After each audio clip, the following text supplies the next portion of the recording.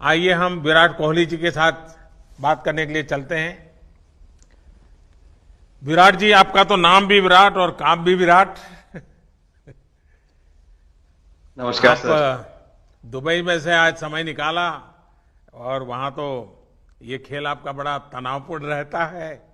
उसमें भी आपने और अपनी भागदौड़ भरी जिंदगी में अभी जो फिटनेस रूटीन फॉलो करते हैं, मैं जरूर चाहूंगा, देश भी जानना चाहेगा, क्योंकि नौजवान आपको आपकी हर गतिविधि को देखता है, ये आपको कैसे मदद करता है।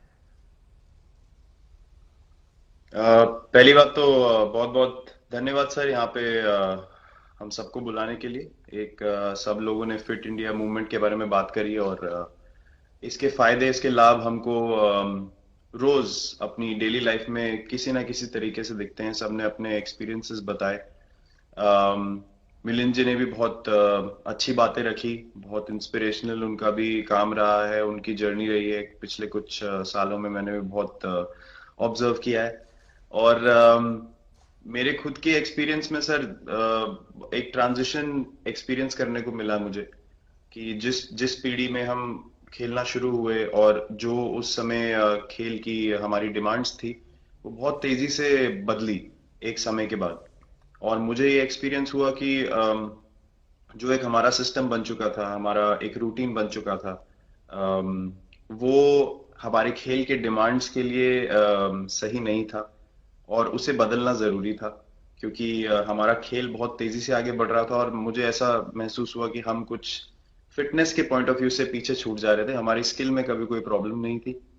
तो एक स्वामी जी ने भी बात रखी, आपने भी बात करी, मिलिंद जी ने भी पहले बताया। एक जो सेल्फ रियलाइजेशन की बात है कि आपको खुद से रियलाइज हो कि मुझे क्या बदलना है अपने अंदर। तो मुझे वो एक समय पे खुद भी एक्सपीरियंस हुआ कि नहीं, फिटनेस जो है वो प्रायोरिटी होनी चाहिए। और अगर मैं आपको ऑनेस्टली बताऊं तो पहले खेल को अच्छा करने के लिए फिटनेस मैंने शुरू करी, लेकिन आज अगर प्रैक्टिस मिस भी हो जाए तो मुझे इतना खराब नहीं लगता। लेकिन अगर फिटनेस सेशन मेरा मिस हो जाए या एक्टिविटी मिस हो जाए तो मुझे ज्यादा खराब लगता है। तो इसके फायदे जो हैं तो सर वो सबसे पहले आपको ये जो नया मंत्र जगा, तो दिल्ली के छोले भटूरे का ही बहुत दुखता हुआ होगा। बहुत ज्यादा सर। मतलब जो अभी हमने थोड़ी देर पहले बात करी कि हमारा जो नेटिव डाइट है, एक जिस रीजन से हम आते हैं उसका जो हम वो खाते हैं, उससे कभी मैंने कभी एक्सपीरियंस नहीं किया कि हेल्थ इश्यूज हुए हो या किसी को कोई बीमारियों का सामना करना पड़ा हो। मेरी खुद के एक्सपीरियंस में मेरी नानी, मैंने बहुत समय तक देखा, इतनी ज्यादा उम्र में भी उनकी हेल्थ हमेशा ठीक रही। हमेशा उन्होंने घर का सिंपल खाना खाया। तो मैं जब पला बड़ा तो शहरी खाना, मतलब बहुत ज्यादा बाहर का खाना होता था। खेलने कूदने जाते थे तो आते जाते बहुत सारी चीजें ऐसी खा ली कि जो हेल्थ पॉइंट ऑफ व्यू से अच्छी नहीं है। तो डाइट का भी एक बहुत बड़ा कंट्रीब्यूशन था, जो डिसिप्लिन नहीं था। तो वो फिटनेस, फिजिकल फिटनेस और डाइट दोनों चेंज करना पड़ा सर। उस उसकी वजह से ही चेंजेस आने शुरू हुए। और मैं इस चीज से इसलिए रिलेट कर पाता हूँ क्योंकि जैसे हमारे खेल में चेंजेस आए, आज की लाइफ की भी डिमांड्स बहुत ज्यादा हो गई हैं, बहुत हेक्टिक हो गई है लाइफ।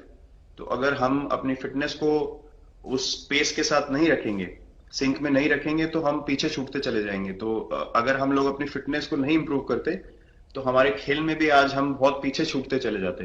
क्योंकि आप सिर्फ अपनी स्किल पे डिपेंड नहीं कर सकते। आपका जो मेंटल स्ट्रेंथ है, वो आपका शरीर कितना तंदुरुस्त है और आपका दिमाग कितना तंदुरुस्त है, उस दोनों का एक कॉम्बिनेशन साथ में चलता है। तो अगर मेरा शरीर सपोर्ट नहीं कर रहा है जो मेरा दिमाग सोच रहा है, तो मैं जो करना चाहता हूं मैं नहीं कर पाऊंगा। तो मुझे आपके ये छोटे सामने छोटे कैलोरी चेंजेस। कम करने का भी तो चैलेंज रहता होगा और इतना बड़ा काम करने का भी चैलेंज रहता होगा। उसको कैसे हैंडल करते हैं। सर मैंने अभी जो अपने अनुभव में मैंने ये चीज एक्सपीरियंस करी है वो ये है कि खाने के बीच में समय देना बहुत जरूरी है।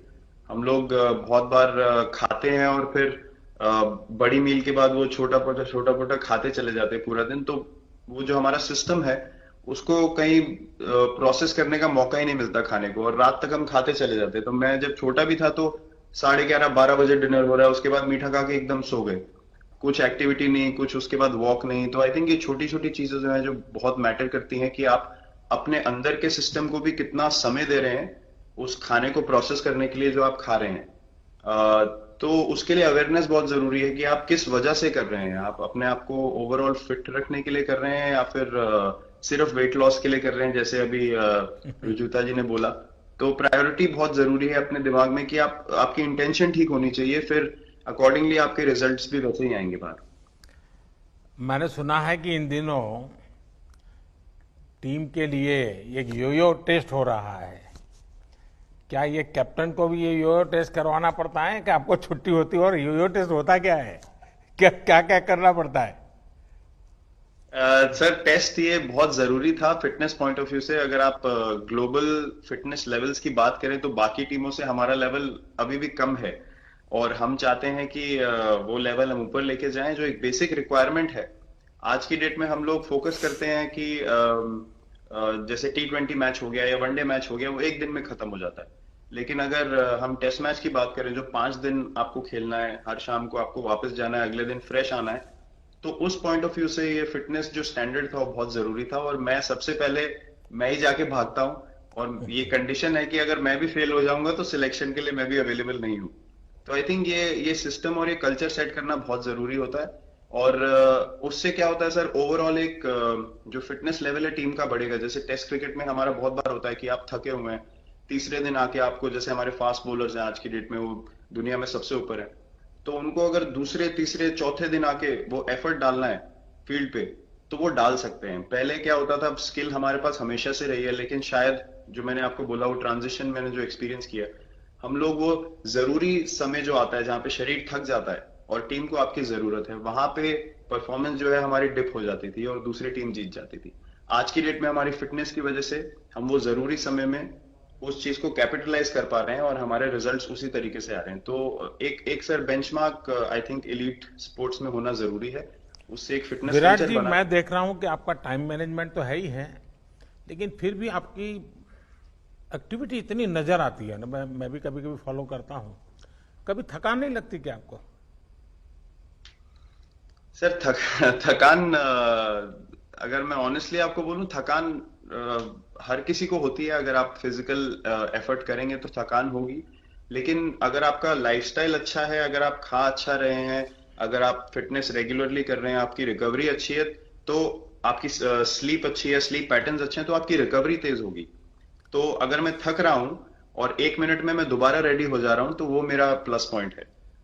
तो आई थिंक वो मैंने एक चीज एक्सपीरियंस करी जो बहुत जरूरी हो जाती है। आपका ओवरऑल लाइफस्टाइल कैसा है उसके ऊपर बहुत डिपेंड करता है।